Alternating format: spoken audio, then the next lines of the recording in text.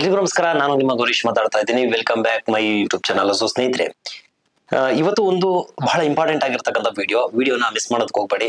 ಯಾರು ಒಂದು ಸ್ವಾವಲಂಬಿ ಬಿಸ್ನೆಸ್ ನ ಮಾಡ್ಬೇಕು ಅಂತ ಇದ್ದೀರಾ, ಅಂದ್ರೆ ಸ್ವಂತ ಏನಾದ್ರು ಬಿಸ್ನೆಸ್ ಮಾಡ್ಬೇಕು ಅಂತ ಇವತ್ತಿನ ಯಂಗ್ಸ್ಟರ್ಸ್ ಕನ್ಸ್ಕೊಂತಾ ಇರ್ತಾರೆ, ಅಂತವರಿಗೆ ಇವತ್ತು ಒಂದು ಬೆಸ್ಟ್ ಬಿಸ್ನೆಸ್ ಬಗ್ಗೆ ಈ ಒಂದು ಇನ್ಫಾರ್ಮೇಶನ್ ಕೊಡ್ತಾ ಇರತಕ್ಕಂಥದ್ದು. ಇನ್ಫಾರ್ಮೇಶನ್ ಜೊತೆಗೆ ಸಬ್ಸಿಡಿ ಸಹ ಸಿಗುತ್ತೆ ಇದರಲ್ಲಿ.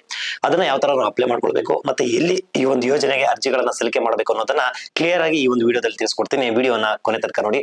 ಹಾಗೆ ನಮ್ಮ ಚಾನಲ್ ನ ಸಬ್ಸ್ಕ್ರೈಬ್ ಮಾಡ್ಕೊಂಡಿಲ್ಲ ಅಂದ್ರೆ ಸಬ್ಸ್ಕ್ರೈಬ್ ಮಾಡ್ಕೊಳ್ಳಿ. ನೋಡಿ, ಪ್ರವಾಸೋದ್ಯಮ ಇಲಾಖೆಯಲ್ಲಿ ನೀವೇನಾದ್ರೂ ಒಂದು ಫುಡ್ ಕ್ಯಾಂಟರಿಂಗ್ ಬಿಸ್ನೆಸ್ ನ ಮಾಡ್ತೀರಾ ಅನ್ನೋದಾದ್ರೆ, ಅಂದ್ರೆ ಮೊಬೈಲ್ ಕ್ಯಾಂಟೀನ್ ಅಂತ ನಾವೇನ್ ಕರಿತೀವಿ, ಮೊಬೈಲ್ ಕ್ಯಾಂಟೀನ್ ಬಿಸ್ನೆಸ್ ನೀವು ಮಾಡ್ತೀರಾ ಅನ್ನೋದಾದ್ರೆ ತುಂಬಾ ಅದ್ಭುತವಾಗಿರ್ತಕ್ಕಂಥ ಒಂದು ಅವಕಾಶಗಳು ನಿಮ್ಗೆ ಸಿಗ್ತಾ ಇರತಕ್ಕಂಥದ್ದು. ಈ ಬಿಸ್ನೆಸ್ ನ ನೀವು ಇಂಪ್ರೂವ್ ಮಾಡ್ಕೊಂಡ್ರೆ ಸಿಕ್ಕಾಪಟ್ಟೆ ದುಡ್ಡನ್ನ ಅರ್ನಿಂಗ್ಸ್ ಮಾಡ್ಬೋದು. ಸಿಕ್ಕಾಪಟ್ಟೆ ಜನ ಮಾಡಿರ್ತಕ್ಕಂಥವ್ರು ಸಹ ಇದ್ದಾರೆ.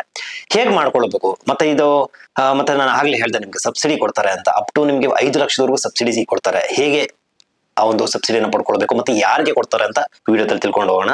ಈ ಒಂದು ಅಂದ್ರೆ ಈ ಒಂದು ಯೋಜನೆಗೆ ಸಂಬಂಧಪಟ್ಟಂತೆ ಇದು ಪ್ರವಾಸೋದ್ಯಮ ಇಲಾಖೆಯಲ್ಲಿ ಕೊಡ್ತಾ ಇರತಕ್ಕಂಥದ್ದು. ನಿರುದ್ಯೋಗಿಗಳು ಯಾರಿದ್ದೀರಾ ಅಂತವ್ರು ಈ ಒಂದು ಯೋಜನೆಯ ಒಂದು ಫಲಾನುಭವಿಗಳು ಆಗ್ಬಹುದು. ಮಿಸ್ ಮಾಡದೆ ಈ ವಿಡಿಯೋಗೆ ಒಂದು ಲೈಕ್ ಮಾಡಿ. ಸೊ ಸ್ನೇಹಿತರೆ, ಮೊಬೈಲ್ ಕ್ಯಾಂಟೀನ್ಗೆ ಒಂದು ಸಹಾಯಧನವನ್ನು, ಅಂದ್ರೆ ನಾನು ಆಗ್ಲೇ ಹೇಳಿದೆ 5 ಲಕ್ಷದವರೆಗೂ ನೀವು ಸಬ್ಸಿಡಿಯನ್ನ ಪಡ್ಕೊಳ್ಬಹುದಾಗಿದೆ. ಪ್ರತಿ ವರ್ಷ ಅಷ್ಟೇ ಕ್ಯಾಟಗರಿ ವೈಸ್ ಬಿಡ್ತಾ ಇರ್ತಾರೆ ಅಪ್ಲಿಕೇಶನ್ಸ್ ನ. ಆ ಸಂದರ್ಭದಲ್ಲಿ ನೀವು ಹೋಗಿ ಪ್ರವಾಸೋದ್ಯಮ ಇಲಾಖೆಯಲ್ಲಿ ಭೇಟಿ ಮಾಡಿದಾಗ ಒಂದಷ್ಟು ಇನ್ಫಾರ್ಮೇಶನ್ ಅವ್ರು ಕೊಡ್ತಾರೆ. ಮತ್ತೆ ಸೂಕ್ತವಾದ ಮತ್ತೆ ಕೊನೆ ದಿನಾಂಕ ಯಾವಾಗಿರುತ್ತೋ ಅಷ್ಟರ ಒಳಗಡೆ ಹೋಗಿ ನೀವು ಅಪ್ಲಿಕೇಶನ್ ಹಾಕ್ಬೇಕಾಗುತ್ತೆ. ಅಪ್ಲಿಕೇಶನ್ ಹಾಕಿದ ಪ್ರತಿಯೊಬ್ಬರಿಗೂ ಸಿಗುತ್ತಾ ಇಲ್ವಾ ಅನ್ನೋದು ಅದು ನೆಕ್ಸ್ಟ್ ಇದ್ರಲ್ಲಿ ಗೊತ್ತಾಗುತ್ತೆ. ಅಪ್ಲೈ ಮಾಡೋದ್ರಲ್ಲಿ ಏನ್ ತಪ್ಪೇನಿಲ್ಲ. ಸೊ ಪ್ರತಿಯೊಬ್ಬರು ಈ ಒಂದು ಯೋಜನೆಯ ಒಂದು ಫಲಾನುಭವಿಗಳನ್ನ ಪಡ್ಕೊಳ್ಬಹುದಾಗಿದೆ. ಮೊಬೈಲ್ ಕ್ಯಾಂಟೀನ್ ಅನ್ನು ಆರಂಭ ಮಾಡೋದಕ್ಕೆ ಸರ್ಕಾರದಿಂದ ಸಹಾಯಧನ ಸಿಗ್ತಾ ಇರತಕ್ಕಂಥದ್ದು. ಸೊ ಸ್ನೇಹಿತರೆ, ಈ ಒಂದು ಸಹಾಯಧನಕ್ಕೆ ಸಂಬಂಧಪಟ್ಟಂತೆ ಅದಕ್ಕೂ ಮುಂಚೆ ಒಂದು ಸಣ್ಣ ಇನ್ಫಾರ್ಮೇಶನ್. ಇವತ್ತು ಫುಡ್ ಕ್ಯಾಟರಿಂಗ್ ಬಿಸ್ನೆಸ್ ಅನ್ನೋದು ಅಥವಾ ಫುಡ್ ಒಂದು ಮೊಬೈಲ್ ಕ್ಯಾಂಟೀನ್ ಅಂತ ನಾವೇನ್ ಕರಿತೀವಿ, ಸಿಕ್ಕಾಪಟ್ಟೆ ಟ್ರೆಂಡಿಂಗ್ ಇರ್ತಕ್ಕಂಥ ಒಂದು ಬಿಸ್ನೆಸ್. ಸಿಕ್ಕಾಪಟ್ಟೆ ಟ್ರೆಂಡಿಂಗ್ ಅಂದ್ರೆ ಒಂದು ಟಾಪ್ 10 ಅಲ್ಲಿ ಇರ್ತಕ್ಕಂಥ ಬಿಸ್ನೆಸ್ ಅಂದ್ರೆ ತಪ್ಪಿಲ್ಲ. ಸೊ ಪ್ರತಿಯೊಬ್ಬರು ಈ ಒಂದು ಯೋಜನೆಗೆ ಅರ್ಜಿಗಳನ್ನ ಸಲ್ಲಿಕೆ ಮಾಡ್ಕೊಳ್ಬಹುದು. ಈ ಒಂದು ಯೋಜನೆಯ ಒಂದು ವಿವರವನ್ನ ನೋಡೋದಾದ್ರೆ, ಡಿಸ್ಟ್ರಿಕ್ಟ್ ವೈಸ್ ಈ ಒಂದು ಯೋಜನೆಗೆ ಒಂದು ಫಲಾನುಭವಿಗಳು ಅರ್ಜಿಗಳನ್ನ ಹಾಕೋಬಹುದು.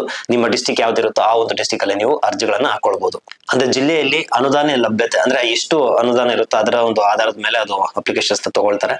ಅಪ್ಲೈ ಮಾಡೋದು ಪ್ರತಿಯೊಬ್ಬರು ಕರ್ತವ್ಯ. ಅಪ್ಲೈ ಮಾಡಿ. ಈ ಒಂದು ಯೋಜನೆ ಹೆಸರು SP ST ಮತ್ತೆ TSP ಯೋಜನೆಯಡಿ ಪರಿಶಿಷ್ಟ ಜಾತಿ ಪರಿಶಿಷ್ಟ ಪಂಗಡದ ಅಭ್ಯರ್ಥಿಗಳು ಈ ಒಂದು ಯೋಜನೆಗೆ ಅರ್ಜಿಗಳನ್ನ ಸಲ್ಲಿಕೆ ಮಾಡಬಹುದು. ಈ ಒಂದು ಯೋಜನೆಗೆ ಅರ್ಜಿಗಳನ್ನ ಸಲ್ಲಿಕೆ ಮಾಡಬೇಕಾದ್ರೆ ಒಂದಷ್ಟು ಬೇಸಿಕ್ ಇನ್ಫಾರ್ಮೇಶನ್ ಇಲ್ಲಿ ಕೊಟ್ಟಿರ್ತಕ್ಕಂಥದ್ದು. ಬೇಸಿಕ್ ನೀಡ್ಸ್ ಅನ್ನ ಅವ್ರು ಕೇಳಿರ್ತಕ್ಕಂಥದ್ದು. ಅದಕ್ಕೂ ಮುಂಚೆ ಸಬ್ಸಿಡಿ ಎಷ್ಟು ಕೊಡ್ತಾರೆ ಅಂದ್ರೆ 70% ವರೆಗೂ ನಿಮ್ಗೆ ಸಬ್ಸಿಡಿ ಸಿಗ್ತಾ ಇರ್ತಕ್ಕಂಥದ್ದು. ಅಂದ್ರೆ ಅಪ್ ಟು 5 ಲಕ್ಷ ರೂಪಾಯಿವರೆಗೂ ನಿಮ್ಗೆ ಸಬ್ಸಿಡಿ ಸಿಗುತ್ತೆ. ಒಂದು ಅಂದ್ರೆ 70 ನೀವು ಏನ್ ಘಟಕದ ವೆಚ್ಚ ಏನು ಮೆಜರ್ಮೆಂಟ್ ಆಗ್ತಾರೆ ಅದರಲ್ಲಿ 70% ಅಂದ್ರೆ ನಿಮ್ಗೆ 5 ಲಕ್ಷ, ಮ್ಯಾಕ್ಸಿಮಮ್ 5 ಲಕ್ಷದವರೆಗೂ ನಿಮ್ಗೆ ಸಬ್ಸಿಡಿ ಸಿಗ್ತಾ ಇರ್ತಕ್ಕಂಥದ್ದು. ಯಾರು ಈ ಒಂದು ಯೋಜನೆಗೆ ಅರ್ಜಿಯನ್ನ ಸಲ್ಲಿಕೆ ಮಾಡಬಹುದು ಅನ್ನೋದಾದ್ರೆ, ಕರ್ನಾಟಕದ ಕಾಯಂ ನಿವಾಸಿ ಆಗಿರಬೇಕು, ಪರಿಶಿಷ್ಟ ಪಂಗಡ ಮತ್ತೆ ಪರಿಶಿಷ್ಟ ಜಾತಿ ಒಂದು ವರ್ಗಕ್ಕೆ ಸೇರಿರ್ತಕ್ಕಂಥವ್ರು, ಕನಿಷ್ಠ ಮಿನಿಮಮ್ SSLC ಪಾಸ್ ಆಗಿರಬೇಕು, ಏಜ್ 20 ರಿಂದ 45 ವರ್ಷ ವಯಸ್ಸಾಗಿರಬೇಕು, ಲಘು ವಾಹನ ಚಾಲನೆ ಅಂದ್ರೆ DL ಇರಬೇಕಾಗುತ್ತೆ. ಅದರ ಜೊತೆಗೆ ನಗರ ಪ್ರದೇಶದಲ್ಲಿದ್ರೆ ಕುಟುಂಬದ ವಾರ್ಷಿಕ ಆದಾಯ 2 ಲಕ್ಷ ಮಿತಿ ಇರಬೇಕು. ಗ್ರಾಮೀಣ ಪ್ರದೇಶದಲ್ಲಿ ಇದ್ರೆ 1.5 ಲಕ್ಷ ಒಳಗಡೆ ಒಂದು ಆನ್ಯುವಲ್ ಇನ್ಕಮ್ ಇರಬೇಕಾಗುತ್ತೆ. ಈ ಯೋಜನೆಗೆ ಅರ್ಜಿಗಳನ್ನ ಸಲ್ಲಿಕೆ ಮಾಡುವವರು ರಾಜ್ಯ ಅಥವಾ ಕೇಂದ್ರ ಸರ್ಕಾರದ ಸರ್ಕಾರಿ ಹುದ್ದೆಯಲ್ಲಿ ಇರಬಾರದು. ಇದು ಬಹಳ ಇಂಪಾರ್ಟೆಂಟ್ ಆಗಿರ್ತಕ್ಕಂಥದ್ದು. ಇದಕ್ಕೆ ಮುಂಚೆ ಏನಾದ್ರು ಅವರು ಆ ಒಂದು ಯೋಜನೆಯಲ್ಲಿ ಏನಾದ್ರು ಫಲಾನುಭವಿ ಆಗಿದ್ರೆ ಮತ್ತೆ ಅವ್ರಿಗೆ ಕೊಡೋದಿಲ್ಲ. ಡಾಕ್ಯುಮೆಂಟ್ಸ್ ಏನೇನೆಲ್ಲ ಕೇಳಬಹುದು.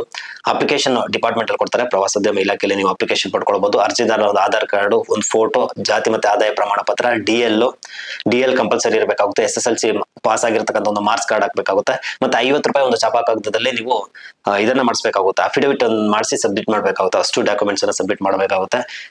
ಪ್ರೆಸೆಂಟ್ ದಾವಣಗೆರೆ ಡಿಸ್ಟಿಕ್ ಅಲ್ಲಿ ಬಿಟ್ಟಿರ್ತಕ್ಕಂಥದ್ದು ಈ ಒಂದು ಯೋಜನೆ ಅರ್ಜಿಯನ್ನು ಸಲ್ಲಿಕೆ ಮಾಡಬೇಕಾಗಿರ್ತಕ್ಕಂಥದ್ದು. ಇನ್ನು ಉಳಿದಂತೆ ಎಲ್ಲಾ ಡಿಸ್ಟಿಕ್ ಲಲ್ಲೂ ಜೂನ್, ಜುಲೈ, ಆಗಸ್ಟ್ ಈ ಒಂದು ತಿಂಗಳಲ್ಲಿ ಬಿಡುವಂತ ಚಾನ್ಸಸ್ ಇರುತ್ತೆ. ಸೊ ಮಿಸ್ ಮಾಡದೆ ನೀವು ಪ್ರವಾಸೋದ್ಯಮ ಇಲಾಖೆಗೆ ವಿಸಿಟ್ ಮಾಡೋದಕ್ಕೂ ಮುಂಚೆ ನಿಮ್ಗೆ ಈ ಒಂದು ಬಿಸ್ನೆಸ್ ಮಾಡೋದಕ್ಕೆ ಇಂಟ್ರೆಸ್ಟ್ ಇದ್ರೆ ನೀವು ಖಂಡಿತವಾಗ್ಲೂ ಈ ಒಂದು ಯೋಜನೆಯ ಒಂದು ಫಲಾನುಭವಿ ಆಗ್ಬಹುದು.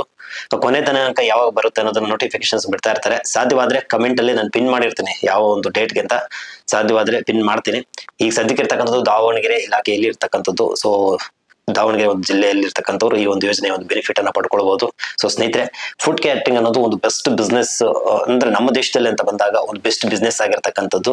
ಅದರಲ್ಲೂ ಮೊಬೈಲ್ ಕ್ಯಾಂಟೀನ್ ಬಹಳ ಅಂದ್ರೆ ಒಂದಷ್ಟು ಆರಂಭದಲ್ಲಿ ಇನ್ವೆಸ್ಟ್ಮೆಂಟ್ ಅನ್ನೋದು ಬೇಕಾಗುತ್ತೆ. ಬಟ್ ಇನ್ವೆಸ್ಟ್ಮೆಂಟ್ ಮಾಡ್ಬೇಕಾದ್ರೆ ಒಂದ್ಸಲ ಯೋಚನೆ ಮಾಡಿ, ನಾನು ಈ ಒಂದು ಯೋಜನೆ ಅಥವಾ ನಾನು ಈ ಒಂದು ಕೆಲಸದಲ್ಲಿ ನಾನು ಸಕ್ಸಸ್ ಆಗ್ತೀನಿ ಇಲ್ವಾ ಅನ್ನೋದು ಸಹ ಬಹಳ ಇಂಪಾರ್ಟೆಂಟ್ ಆಗಿರ್ತಕ್ಕಂಥದ್ದು. ಪ್ರಾಮಾಣಿಕತೆ, ಶ್ರದ್ಧೆ, ಒಂದು ನಂಬಿಕೆ ಇದ್ರೆ ಖಂಡಿತವಾಗ್ಲೂ ಒಂದಲ್ಲ ಒಂದು ದಿನ ಸಕ್ಸಸ್ ಅನ್ನೋದು ಸಿಗುತ್ತೆ. ಸೊ ಮಿಸ್ ಮಾಡದೆ ನಮ್ಮ ಚಾನಲ್ಗೆ ಸಬ್ಸ್ಕ್ರೈಬ್ ಮಾಡ್ಕೊಂಡು ಆದಷ್ಟು ಇಂತಹ ವಿಡಿಯೋಗಳನ್ನ ಆದಷ್ಟು ಎಲ್ರಿಗೂ ಶೇರ್ ಮಾಡಿ. ಯೂಸ್ಫುಲ್ ಆಗಿರ್ತಕ್ಕಂಥ ಕಂಟೆಂಟ್ಗಳಲ್ಲಿ ನಮ್ಮ ಚಾನಲ್ನ ಸಬ್ಸ್ಕ್ರೈಬ್ ಮಾಡ್ಕೊಳ್ಳಿ. ಇನ್ಸ್ಟಾದಲ್ಲಿ ಫಾಲೋ ಮಾಡಿಲ್ಲ ಅಂದ್ರೆ ಫಾಲೋ ಮಾಡ್ಕೊಳ್ಳಿ. ನಮಸ್ಕಾರ.